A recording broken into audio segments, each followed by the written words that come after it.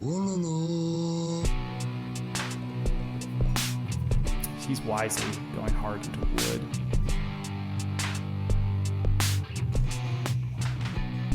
You can see the berries over here. Why is he not gathering food?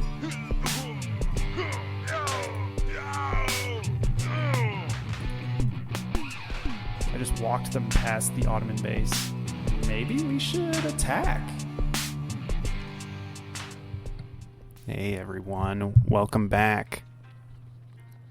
More Age of Empires here. More 2v2 ranked, though admittedly I've been queuing up for both 2v2 and 3v3. I want to try out some 3v3 games, and I'm curious what the dynamic will be like in a 3v3. But here we are. I'm playing as the Chinese. I've got my ally Kazuma playing as the Abbasid, and we're up against Atopos, who's playing as the Malians, and S2K, who's playing as the English. And I believe S2K's right across from me.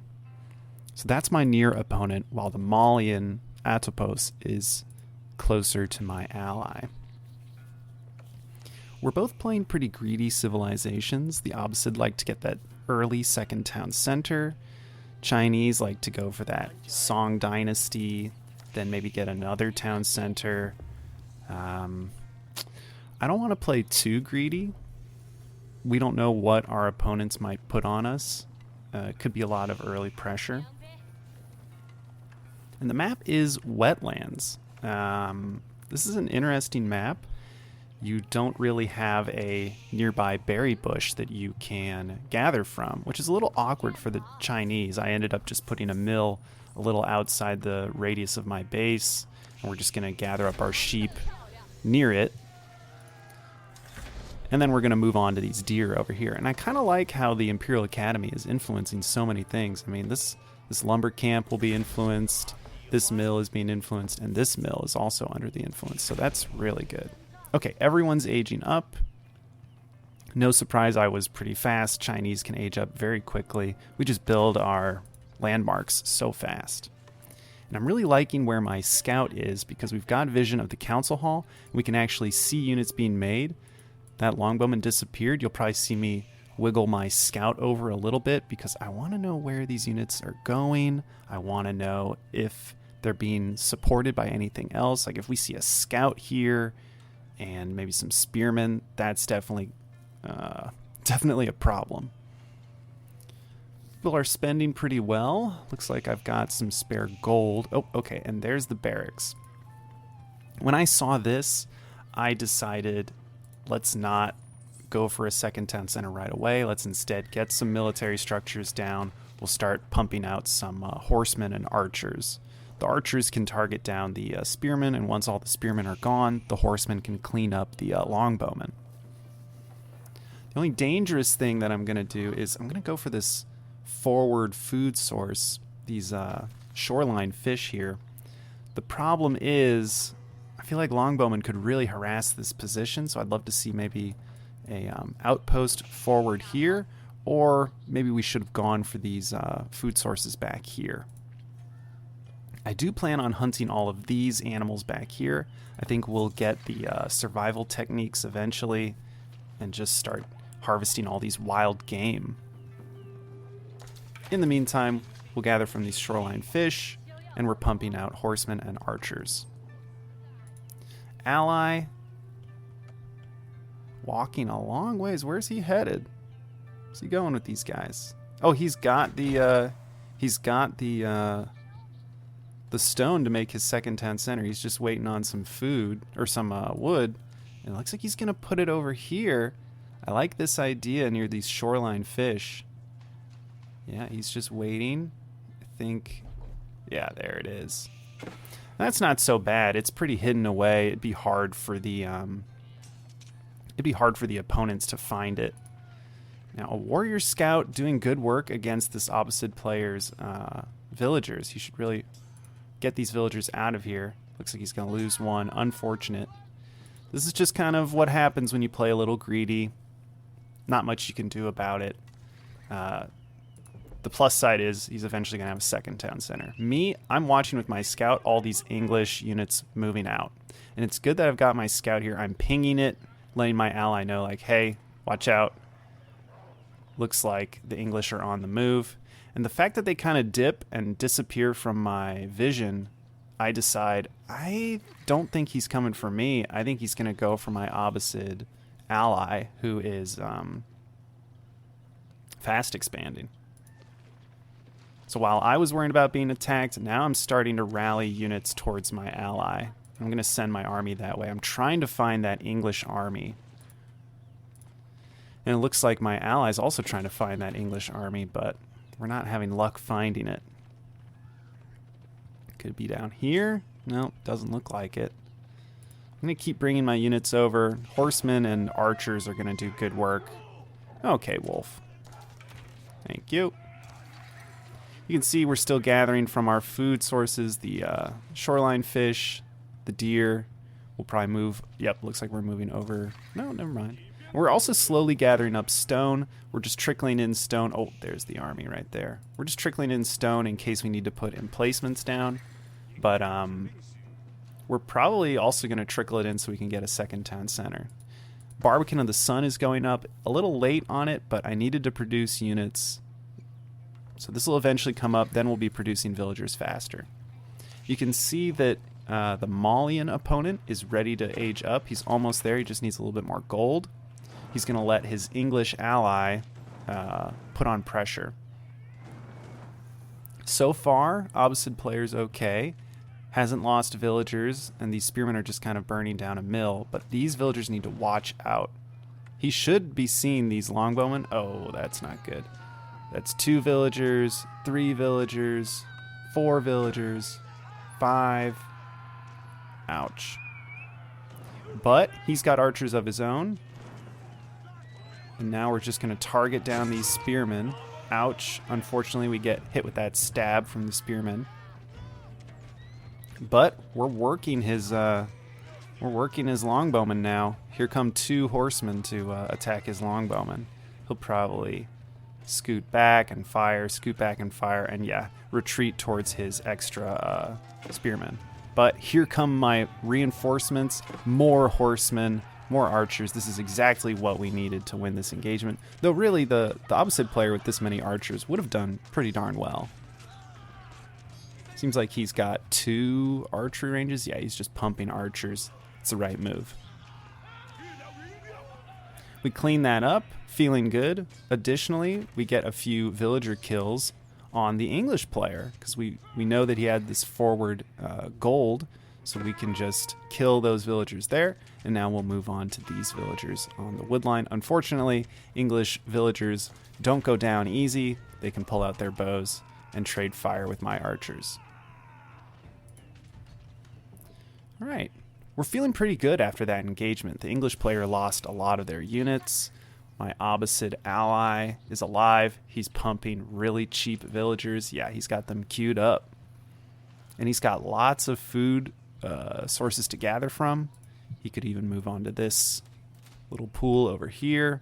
And yeah, he's starting to put down more military production. He's even got a blacksmith going. He'll probably go heavy into archers, considering he's got these 2 archery ranges. Yeah, he's spending well. Let's check out his resources. Yeah, he's spending everything but his food. These warrior scouts are a little annoying. We're just chasing them around the map. But really, we should put on some pressure. The Malian player makes it to the castle age. And you can see the gold is really rolling in for this Malian player. I believe they've gone for a trade strategy. We'll need to locate that, and it's good we're getting out on the map. Remember, we really haven't seen any Malian units. So they've been playing really greedy, and now we're going to try and punish them. The Abbasid player, he knows that this is punishable. Oh, and there's the boar that we're taking out. Nice. And I believe we've got... we'll probably get survival techniques shortly. But here we are engaging on the Malian player. Doesn't have anything. I mean, yeah, the Farimba garrison's out, but it's actually busy upgrading units. And so now we're just looking for villagers. He can't retreat them all into these buildings, and these Abbasid archers are doing good work. My horsemen are just kind of tanking some of the arrow fire. Really, I need, these Abbasid archers to just get firing, and I like seeing that. Yeah, they're really they're tearing things apart, and it's a shame we've got. There's all these archers, but we're losing our entire army. We're trading them all out for all of these villagers. I think it's a good trade. That's worth it. Yeah, even if we lost all that. And I mean, the battering ram took out a few of these houses. But I think that's about it for our aggression over here. The Abbasid player should probably ease up on the military production. And he should get that last bit of gold. Looks like he can almost age up. English opponent, haven't really seen an age up from him. And this is when I find the market over here. Now I know what's going on. I'm going to park my villagers here. We'll just wait for those traders to come by. Yep, there they are. Carrying 142 gold apiece. Yeah, Atopos is really relying on this income. So the more that we can put a stop to it, the better. Unfortunately, some English units arrive and defend it, but we'll just continually queue up small groups of units to go to that exact spot and kill traders. Damn, this supervised mill. Okay, we got the survival techniques. Yeah, all of these deer are getting hunted. This boar is being gathered from. This is a lot of food, and it's what we need, because we need food to make it to the next age. We finally make it. Income-wise, Malian, of course, leading in gold. My ally leading in wood. I like seeing that. And I'm actually beating the English player currently with this kind of wild game food gathering. So that's very promising. Upgrades, looks like we've got a lot queued up. We're getting all the level 1 upgrades, and we're also getting siege engineering. It'll take a while for these to finish. We could maybe supervise it with a imperial official. Is ally gonna go for a 3rd town center? Not sure. I age up. The English player ages up. The Abbasid player is aging up as well. It looks like going military wing. Interesting. All right, my units are a little confused. They don't quite know how to get back into those traders. Okay, now we're seeing some of the English. Okay, yep. And that's my Abbasid ally aging up. So now we're trying to figure out how we can pick them apart. The Malian player has no military units, it would seem. And I'm finally putting a stop to the traders. Yep, look at this. This is very promising. We can target down all of these traders. These are expensive units. Ouch. Yeah, we're working them. He's going to retreat them into the outpost. If that's the case, we'll just move on. This was pretty easy to micro. I just shift-click all the different traders to kill them. There we go. Look at that. Jugnu getting good shots in. With the +1 damage, yeah, we're working these guys. We're also checking other areas of the map. We want to see if there's any villagers just loosely gathering on the map. We find 2, and we'll just hunt them down. Of course, over here, we're trying to kill more traders, but here's the Malian players' units. I ping this and say, hey, we're going to need mangonels. That's a lot of archers. And he wisely, the Abbasid player just wisely, instantly puts one down. Smart play by him. We're starting to gather more from the map. Gathering up here, gathering up here. We can grab up more of these golds. I mean, our gold is pretty much secured thanks to this Barbican and these 3 gold chunks right there. Oh, that's a lot of veteran archers. We're seeing a few Donzos, but it's still just archers for the Malian player. And I'm also looking to secure the center of the map. Some outposts will be useful to give vision. We can also put emplacements on them. And there's why the mangonel is such a good idea. Landing that shot was so good. All those archers got shredded. Yep, here come more. Damn, that's good damage. I'm so glad I pinged my ally and let him know about this, because it's really paying off. Ouch. If he can protect this mangonel, then this Malian player just cannot engage. Yeah, look at that. Oof. Just clipped those archers. Yeah, he's targeting the mangonel down, but he doesn't have enough melee units. Look at this. Because he just has all ranged units. Oh, that's devastating. All the Abbasid player has to do is keep his mangonel alive, and he's just gonna, oh wow. Traded great there. And now all of these archers are super injured. Abbasid ally is unfortunately losing his army, but I'm on the way. We're gonna try and support. He's already working on another mangonel, but this is way too many melee units. He should probably cancel the mangonel and just engage. Good to see crossbowmen in the mix. They're good against the English man-at-arms. Yeah, my ally suffering. It's unfortunate, but we're here to help. We're bringing in our units. They're just very slow. We've got lots of knights, crossbowmen, Jugnu. And I don't know how, but my ally... Oh, I see. My ally got decent upgrades, and he got the military wing, so all his units have bonus HP. These man-at-arms get an additional 23 hit points. Now that we've arrived with our cavalry, you can see they're having to retreat. Yeah, there we go. They have to back off. And of course, this whole time, we're looking to get kills on these traders back here, and it's working. Yep.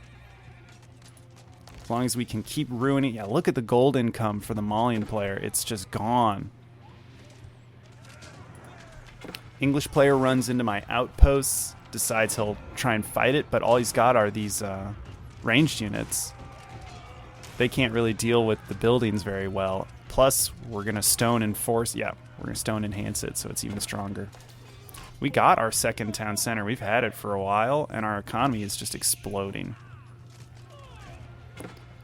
Yep, we've even got a monastery up here. We're going to be using that to gather up a relic and then capture the sacred site. Down here, my ally is just going for the throat. Why not just build a keep right on top of this Malian player? The mangonels just really worked out. Love seeing that.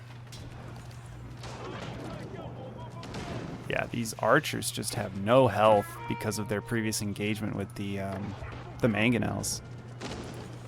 And with the Malian player on the ropes, I don't think the English ally is going to be able to do anything to help him either.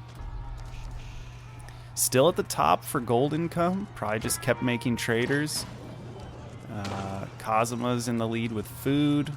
English player, a strong economy, just not much gold, unfortunately. Could be because we're denying gold on the map. I mean, we're occasionally sweeping this gold mine here with these units, and the Malian player has to surrender. This was a pretty good game. This map I'm still getting used to. As the Chinese, I don't know if it's great. I think there's probably other civs that do better on this map.